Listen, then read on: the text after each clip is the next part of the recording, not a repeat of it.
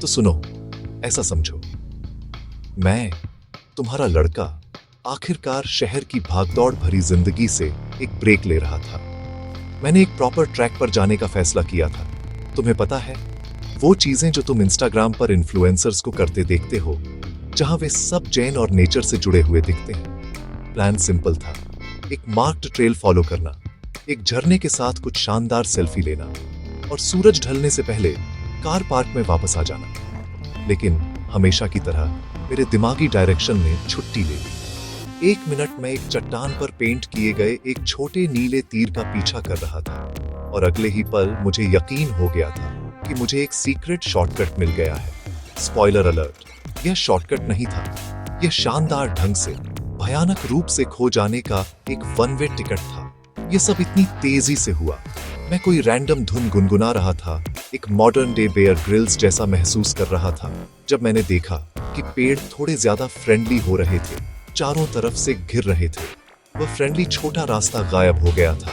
उसकी जगह कुरकुरी पत्तियों और उलझी हुई जड़ों का एक कालीन बिछ गया था, जो मुझे फंसाने पर आमादा लग रहा था। मैंने गूगल मैप्स के लिए अपना फोन चेक किया, लेकिन जाहिर है सिग्नल जीरो था, नो सर्विस। ये 2 शब्द इतने डरावने कभी नहीं लगे थे।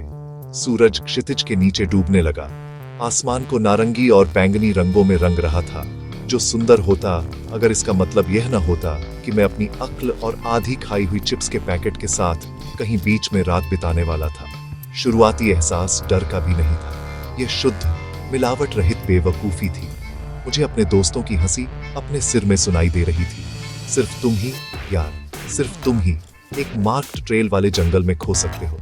मैं मुड़ा, अपने कदमों को वापस ट्रेस करने की कोशिश कर रहा था, लेकिन हर पेड़ एक जैसा दिख रहा था। लंबे प्रभावशाली पेड़ एक दूसरे से फुसफुसाते हुए लग रहे थे, मेरी दुविधा का मजाक उड़ा रहे थे। जंगल की खामोशी अचानक बाहरी करने वाली थी, जिसे केवल मेरी अपनी तेजी से बढ़ती सांसों की आवाज तोड़ रही थी। मैं ऑफिशियली मुश्किल में था, एक प्रॉपर जाम में, और यह एहसास मुझे 1 टन ब्रिकों की तरह लगा। ये कोई खेल नहीं था, ये असली था, और बहुत बहुत तेजी से अंधेरा हो रहा था। मेरे छोटे से एडवेंचर ने अभी अभी एक बहुत गंभीर, बहुत अनप्लान्ड मोड ले लिया था। तो मैं वहीं था, एक शहर का लड़का, एक विशाल निर्दयी जंगल के दिल में खड़ा था। मेरे पास एक ट्रेंडी जैकेट, अनुपयुक्त ट्रेनर्स और एक स्मार्टफोन था, जो अब सिर्फ एक बहुत महंगा, बेकार ईंट था। शांति खोजने की बड़ी योजना को तुरंत एक अधिक जरूरी लक्ष्य से बदल दिया गया था, सर्वाइवल। तापमान गिर रहा था और पहले की दोस्तों वाली चिड़ियों की आवाजों की जगह झाड़ियों में अजीब, परेशान करने वाली सरसराहट ने ले ली थी। मुझे तेजी से सोचना था। ये किसी एनीमे जैसा नहीं था, जहां मुख्य किरदार अचानक एक छिपी हुई शक्ति को अनलॉक करता है। ये सिर्फ मैं था, अकेला, जंगल के खिलाफ। चुनौती निर्धारित थी, और सच कहूं तो मैं पूरी तरह से डरा हुआ था। जैसे ही पूरा अंधेरा छा गया, जंगल बदल गया। ये थोड़ा डरावना होने से लेकर एक पूरा हॉरर फिल्म सेट बन गया।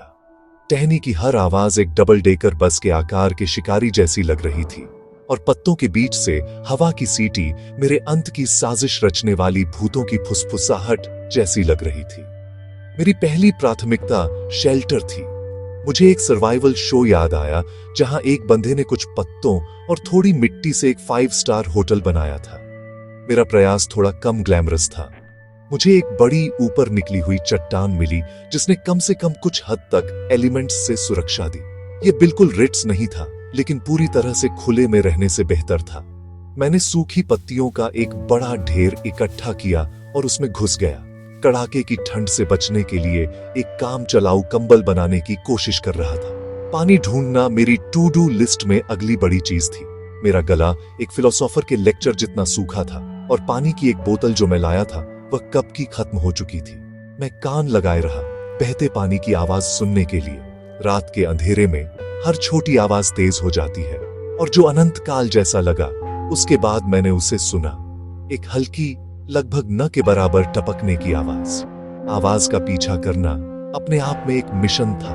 अंधेरे में ठोकर खाते हुए, जड़ों से टकराते हुए और नीची लटकती शाखाओं से चेहरे पर मार खाते हुए। लेकिन जब मुझे आखिरकार वह छोटी सी धारा मिली तो ऐसा लगा जैसे मैंने एल डोराडो खोज लिया हो। पानी बर्फीला ठंडा था और उसमें मिट्टी और पत्थर का स्वाद था, लेकिन यह सबसे टेस्टेस्ट चीज थी जो मैंने कभी पी थी। खाना एक अलग ही कहानी थी। मेरा पेट इतनी जोर से विरोध कर रहा था कि मरे हुए भी जाग जाए। मुझे नहीं पता था कि कौन सी बेरीज एक टेस्टेस्ट स्नैक थी और कौन सी एक बहुत बुरे समय का वन वे टिकट थी।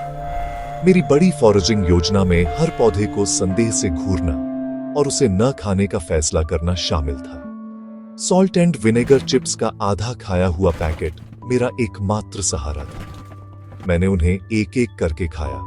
हर नमकीन कुरकुरे टुकड़े का स्वाद ऐसे ले रहा था जैसे वह एक मिशेलिन स्टार वाला भोजन हो। यह एक दयनीय दावत थी, लेकिन यह कुछ समय के लिए भूख को दूर रखने और आगे की लंबी डरावनी रात का सामना करने के लिए थोड़ी सी ऊर्जा देने के लिए पर्याप्त था। नींद असंभव थी। हर बार जब मैं अपनी आंखें बंद करता था तो मेरी कल्पना बेकाबू हो जाती थी। मैंने अंधेरे से मुझे घूरती हुई चमकती आंखों, करीब आते हुए अजीब जीवों की कल्पना की। डर एक अजीब चीज है। ये ठंडा और तेज होता है और यह आपके पेट में गहराई तक बैठ जाता है, लेकिन डर के साथ दृढ़ संकल्प की एक अजीब भावना उभरने लगी। मैं इस जंगल को मुझे हराने नहीं दूंगा। मैं एक शहर का लड़का था, हाँ, लेकिन मैं साधन संपन्न था। यह अंत नहीं था। यह सिर्फ एक अनियोजित, अत्यधिक तनावपूर्ण एनीमे शैली का प्रशिक्षण आर्क था। मुझे रात भर जीवित रहना था। आशा अंधेरे में एक छोटी टिमटिमाती मोमबत्ती थी, लेकिन मैंने उसे अपनी पूरी ताकत से पकड़े रखा। जब सूरज आखिरकार उगा तो ऐसा लगा जैसे दुनिया फिर से पैदा हो गई हो। रात के डरावने आकार फिर से सामान्य पेड़ों और चट्टानों में बदल गए। रोशनी के साथ एक नए उद्देश्य का एहसास हुआ। मैं सिर्फ बैठकर किसी चमत्कार का इंतजार नहीं करने वाला था। यह अपने दिमाग का इस्तेमाल करने का समय था। मुझे फिल्मों से पता था कि सबसे अच्छा तरीका यह है कि एक ही जगह पर रहें या एक नदी ढूंढें और उसके साथ नीचे की ओर चलें। मेरी छोटी सी धारा कुछ न कुछ से बेहतर थी। मैंने तर्क दिया कि सभ्यता लगभग हमेशा पानी के पास ही बनती है। तो एक गहरी सांस लेकर और किसी भी सुनने वाले को प्रार्थना करके मैंने चलना शुरू किया, ये सुनिश्चित करते हुए कि बहता पानी हमेशा मेरे दाहिनी ओर रहे। मेरा फोन अभी भी डेड था, लेकिन यह पूरी तरह से बेकार नहीं था। मुझे एक ट्रिक याद आई जो मैंने ऑनलाइन देखी थी। मैं पीछे का हिस्सा खोलने में कामयाब रहा और चमकदार बैटरी निकाल ली। जमीन के एक धूप वाले हिस्से पर मैंने परावर्तक सतह का उपयोग आकाश में सिग्नल भेजने के लिए किया। यह एक लंबा शॉट था, एक प्रॉपर मैसेज इन ए बोतल टाइप का कदम, लेकिन इससे मुझे सक्रिय महसूस हुआ। मैंने ट्रेल मार्कर भी बनाना शुरू कर दिया, छोटी शाखाओं को तोड़कर और पत्थरों को तीरों में व्यवस्थित करके उस दिशा में इशारा करते हुए जिस दिशा में मैं जा रहा था। अगर कोई बचाव दल बाहर था तो मैं उन्हें मुझे खोजने का हर संभव मौका देना चाहता था। यह मेरे डर को एक योजना में बदलना था, अपनी आंतरिक जासूस को जगाना था, बजाय इसके कि मैं एक संकट में फंसी लड़की जैसा महसूस करूं। भूख एक गंभीर समस्या बनती जा रही थी। मेरा पेट ऐसा लग रहा था जैसे वह खुद को खा रहा हो। चिप्स एक दूर की खूबसूरत याद थी। मैंने अपने आसपास को खतरे के रूप में नहीं, बल्कि एक संभावित संसाधन के रूप में देखना शुरू किया। मैंने कुछ परिचित दिखने वाले पौधे देखे, टेंडेलियंस नेटल। मुझे अपनी नानी की बात स्पष्ट रूप से याद थी कि आप उन्हें खा सकते थे। मैंने कुछ चौड़ी पत्तियां पाई और धारा का उपयोग करके नेटल को जितना हो सके धोया ताकि उनका डंक निकल जाए। यह एक जोखिम भरा भोजन था, लेकिन मैं हताश था। टेस्ट हरा था, बहुत बहुत हरा। यह एक टेस्टिस्ट अनुभव नहीं था, लेकिन यह ईंधन था और इसने मेरे पेट में बढ़ती खालीपन को रोक दिया, जिससे मुझे आगे बढ़ते रहने की ताकत मिली। साहस डरने का मतलब नहीं है। इसका मतलब है कि आप डरे हुए हों और फिर भी वह करें जो आपको करना है। हर कदम उस डर के खिलाफ एक चुनौती थी जो लगातार मेरे कान में फुसफुसा रहा था। मैंने खुद से बात करना शुरू कर दिया, खुद को एक पागल फुटबॉल मैनेजर की तरह पेप टॉक दे रहा था। चलो, तुम यह कर सकते हो। बस एक और कदम, पानी का पीछा करो। उस अजीब मकड़ी के बारे में मत सोचो जो तुमने अभी देखी है। यह इच्छा शक्ति की लड़ाई थी, मेरी आशा जंगल की उदासीनता के खिलाफ। मैं बस एक लड़का था, पूरी तरह से अपनी जगह से बाहर, लेकिन मैं सीख रहा था, अनुकूलन कर रहा था, और सबसे महत्वपूर्ण बात, मैं हार मानने से इनकार कर रहा था। इस एनीमे एडवेंचर को एक हीरो की जरूरत थी, और ऐसा लग रहा था कि मुझे ही वह बनना पड़ेगा।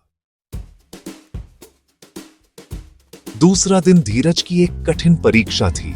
मेरे पैर दुख रहे थे, मेरे ट्रेनर गीले थे, और मुझ पर अनगिनत खरोंच और चोटें थीं। जंगल अंतहीन लग रहा था, हरे और भूरे रंग का एक अथाह सागर। जिस धारा का मैं पीछा कर रहा था वह चौड़ी होती गई, जिसे मैंने एक अच्छा संकेत माना, लेकिन मेरी उम्मीदें किनारों पर बिखरने लगी थी। संदेह मन में घर करने लगा। क्या होगा अगर मैं सिर्फ जंगल में और गहराई तक जा रहा था? क्या होगा अगर कोई मुझे ढूंढ नहीं रहा था?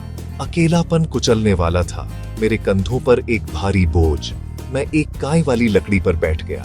खामोशी दबती जा रही थी, और पहली बार मुझे अपनी आंखों में आंसू महसूस हुए। मैं थका हुआ था, भूखा था, और बहुत बुरी तरह खोया हुआ था। जैसे ही मैं निराशा में डूबने वाला था, मैंने कुछ ऐसा देखा जो वहां का नहीं था। यह एक चमकीले नीले प्लास्टिक की चमक थी, जो पानी के किनारे एक पेड़ की जड़ों में फंसी हुई थी। यह एक पुरानी फीकी पानी की बोतल थी। मेरा दिल पसलियों के खिलाफ जोर से धड़कने लगा। प्लास्टिक, यह सबूत था, सबूत कि कोई और इंसान यहां आया था। यह महीनों या सालों पहले का हो सकता था, लेकिन यह उस दुनिया से एक ठोस कड़ी थी जिसमें मैं वापस जाने के लिए इतना बेताब था। यह कचरे का एक छोटा सा टुकड़ा था, लेकिन मेरे लिए यह सबसे खूबसूरत चीज थी जो मैंने कभी देखी थी। यह एक संकेत था कि मैं सही रास्ते पर था, सभ्यता से एक संदेश कि मैं करीब आ रहा था। इस खोज से ऊर्जावान होकर मैं नई ताकत के साथ आगे बढ़ा। मैं अब सिर्फ बिना सोचे समझे भटक नहीं रहा था। मैं आधुनिक दुनिया द्वारा छोड़ी गई ब्रेड क्रम्ब्स के निशान का पीछा कर रहा था। कुछ घंटों बाद मुझे एक और संकेत मिला। धारा के दूसरी ओर एक हल्का, मुश्किल से दिखने वाला रास्ता। ये एक प्रॉपर ट्रेल नहीं था, ज्यादातर जानवरों द्वारा बनाया गया एक ट्रैक था, लेकिन यह उन दिनों में मैंने जो कुछ भी देखा था उससे ज्यादा साफ था। मैं ठंडे पानी से गुजरा, मेरे दांत किटकिटा रहे थे, और विपरीत किनारे पर चढ़ गया। यहाँ की जमीन ज्यादा ठोस, ज्यादा कुचली हुई महसूस हुई। पेड़ थोड़े कम घने लग रहे थे, और मुझे ज्यादा बार आसमान के पैच दिख रहे थे। हवा खुद अलग महसूस हुई, हल्की। फिर मैंने उसे सुना। पहले तो मुझे लगा कि मैं कल्पना कर रहा हूँ, हवा का एक धोखा, लेकिन फिर वह फिर से आया, इस बार ज्यादा साफ। एक धीमी, दूर की गड़गड़ाहट, एक इंजन की आवाज। मैं अचानक रुक गया, अपने कान लगाए। मेरा पूरा शरीर प्रत्याशा से अकड़ा हुआ था। यह स्पष्ट था, यह एक दूर सड़क पर एक लॉरी की आवाज थी। मैं दौड़ने लगा, झाड़ियों से होते हुए उस लापरवाही से गुजरा जिसकी मैंने पहले हिम्मत नहीं की थी। आवाज तेज होती गई, आंतरिक दहन का एक सुंदर सिम्फनी। मैं पेड़ों की अंतिम कतार से निकला और एक कच्ची सड़क पर ठोकर खाकर गिर गया, और वहां दूर मुझे डामर की चमक दिखाई दी। मैं पहुंच गया था, मैं बाहर था। एनीमे एडवेंचर खत्म हो गया था, और हीरो चोटिल और खरोंच खाया हुआ, लेकिन टूटा नहीं, आखिरकार घर जा रहा था।